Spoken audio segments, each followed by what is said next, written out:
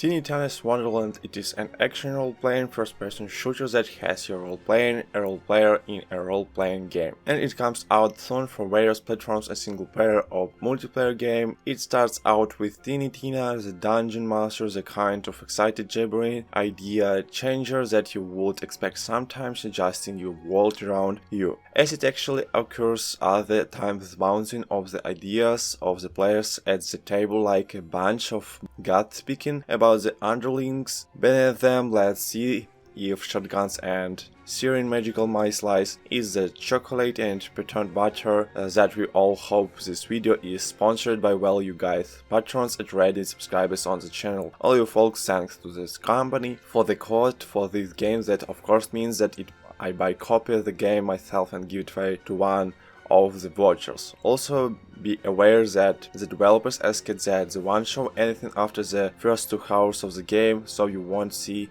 and content here. Let's talk about how the game looks. It is Borderlands fantasy. Tiny Tina does not go out of its way to look technically different. Art-wise it is more fantasy because that is the way the game plays, with a tabletop overworld section as you exploring a map filled with popcorn bead sheets and bottle caps. As get slipping into the battles does change things up a bit. There's fantasy slant to a number of the weapons, of course, with swords and hammers and scythes, all swinging force into enemies' faces with the quick-went ranged weapons. I bit disappointing. They look a good idea, like the main game counterpans a rifle with a crossbow arm tape to it. Looks a bit like a car with a motorbike tape to it. Just looks odd and never fully feels fantasy-like. Now some location look magnificent, snow capped levels you battle and see later on in the game look very good. Some excellent dungeon pieces are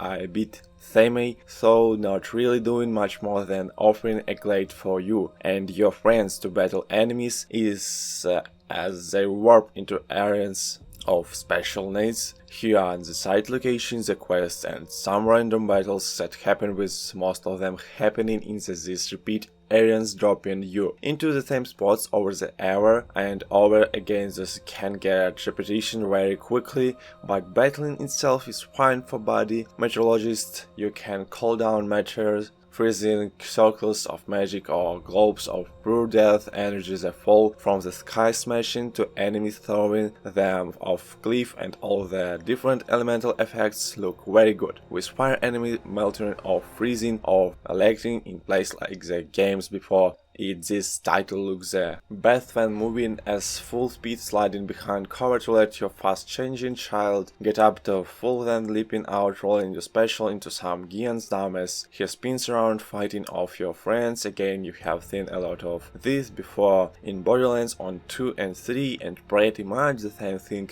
so again with the fantasy slant technically. So the game has a couple issues. The first, whether DualShock 11 or 12, which is choosable. The game has a tendency to load in textures slowly regardless of the setting when you go into larger location, and that is regardless if it was SSD or even an NVMe drive. Textures in those locations look really mushy and then they sort of pop in. It is disappointed because this is something we saw Borderlands 3 had an issue with at this time, and it continues here. Also there is a few moments where there's some FPS stutter when you are actually in a level, sort of an optimization issue on the 3080 to 100 FPS was noticeable most of the time. But 1 or 2 levels did have this weird stutter when you were looking at a certain place, even so it was not this grand drop distance. taking that all into account, I actually had less technical issues with this game than I did with Borderlands 3,